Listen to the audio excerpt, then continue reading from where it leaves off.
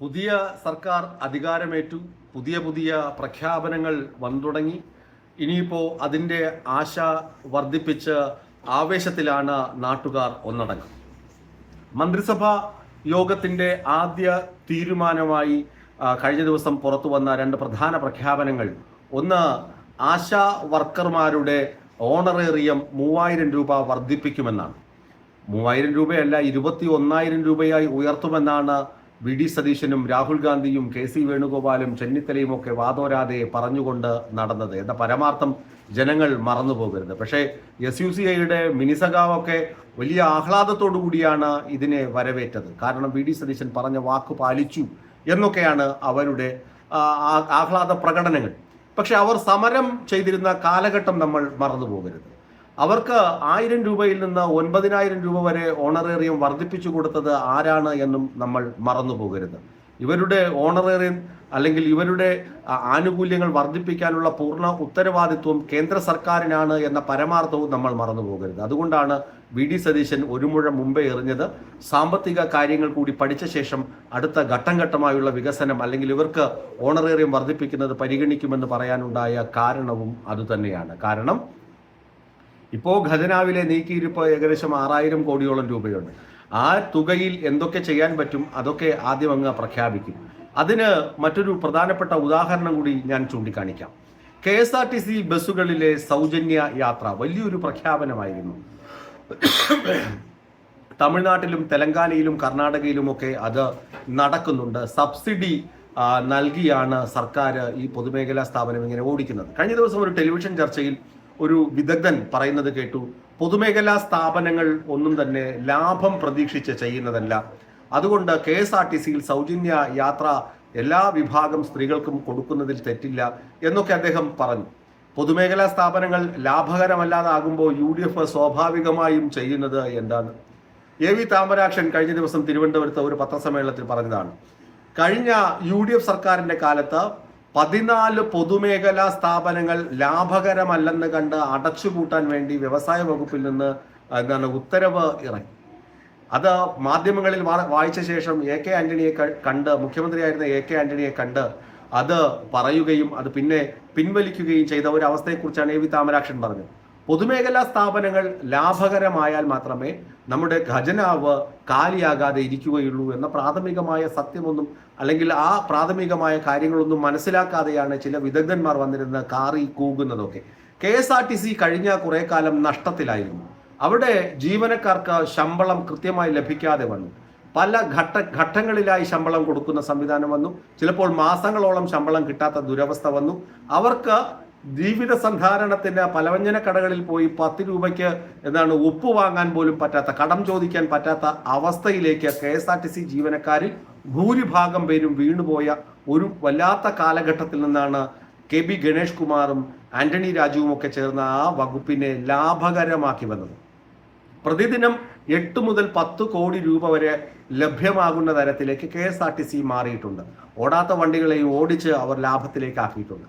അപ്പോൾ ഇനി KSRTCയിൽ സൗജന്യ യാത്ര എല്ലാ തലത്തിലുമുള്ള ആളുകൾക്ക് എല്ലാ സർവീസുകളിലും പ്രീമിയം സർവീസിലും അതുപോലെ തന്നെ ഓർഡിനറി സർവീസിലുമൊക്കെ ഒരുപോലെ സൗജന്യം നൽകിക്കഴിഞ്ഞാൽ സർക്കാരിന് ഏകദേശം പ്രതിമാസം 90 കോടി രൂപയുടെ അധിക ചെലവ് വരും. ശമ്പള ഇനത്തിൽ തന്നെ ഏകദേശം 80 കോടിയോളം രൂപ KSRTCക്ക് കണ്ടെത്തേണ്ടതുണ്ട്. അതിനു മുകളിൽ ഈ 90 കോടി രൂപ കൂടി വരുമ്പോൾ KSRTC എന്ന ആനവണ്ടി, നമ്മുടെ സ്വപ്ന വണ്ടി, ഹരിതവർണ്ണ ത്വരിതഗമനം എന്നൊക്കെ നമ്മൾ ആവേശത്തോടെ മലയാളത്തിൽ പണ്ട് പറഞ്ഞ് പാടി നടന്ന വണ്ടി കട്ടപ്പുറത്താകും എന്നതിൽ തർക്കമില്ല. അതുകൊണ്ടാണ് സർക്കാർ അധികാരമേൽക്കുന്നതിന് മുമ്പ് KSRTC അടച്ചുപൂട്ടാനുള്ള ഗൂഢശ്രമം നടക്കുന്നതായി ഞാൻ നിങ്ങളോട് കാര്യം പറയുന്നു.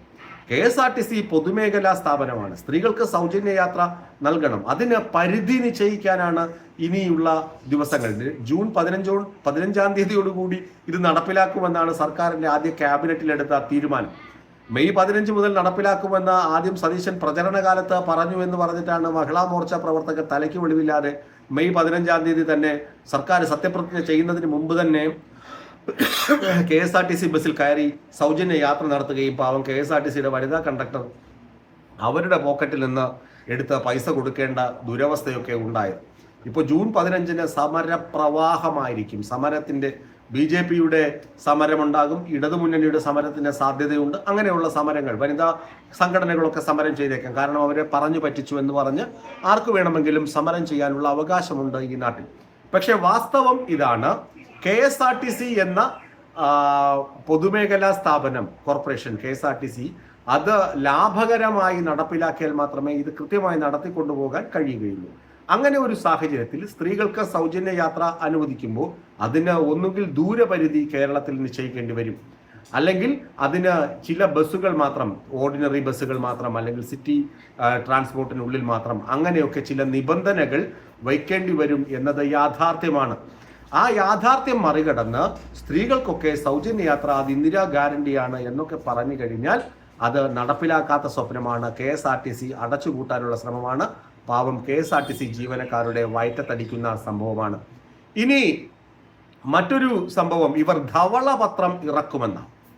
ധവളപത്രം ഇറക്കുക എന്ന് പറയുന്നത് തന്നെ പൊതുജനങ്ങളുടെ കണ്ണിൽ മണ്ണിടാനുള്ള ആദ്യത്തെ തന്ത്രമാണ്. AK ആന്റണി അധികാരത്തിൽ വരുമ്പോൾ, നയനാർ സർക്കാരിൽ നിന്ന് AK ആന്റണി സർക്കാർ അധികാരം ഏറ്റെടുക്കുമ്പോൾ, നല്ല ഓർമ്മ, ഞാൻ മാധ്യമപ്രവർത്തനം തുടങ്ങുന്ന സമയമാണ്, ആന്റണിയുടെ മന്ത്രിസഭ ആദ്യം പ്രഖ്യാപിച്ചത് ഒരു ധവളപത്രം ഇറക്കുകയാണ്. ധവളപത്രം എന്ന് പറഞ്ഞാൽ വൈറ്റ് പേപ്പർ. ഇവിടെ ഖജനാവിൽ എത്രയുണ്ട്, എത്ര നീക്കിയിരിപ്പുണ്ട്, വരവ് ചെലവുകളുടെ കണക്ക് ഇവിടെ കാലിയാണ്, അതുകൊണ്ട് നിങ്ങൾ ജനങ്ങൾ സഹകരിക്കണം, മുറുക്കി ഉടുക്കണം എന്നൊക്കെ പറഞ്ഞ് മോദി ഇപ്പൊ തള്ളില്ലേ, നിങ്ങൾ അധിക ദൂരം യാത്ര ചെയ്ത് അനാവശ്യ യാത്രകൾ ഒഴിവാക്കണം, വീട്ടിലിരുന്ന് ജോലി ചെയ്യണം എന്നൊക്കെ പറയുന്നത് പോലെ ഒരു സംഗതിയാണ് ഈ ധവളപത്രം എന്ന് പറയുന്നത്.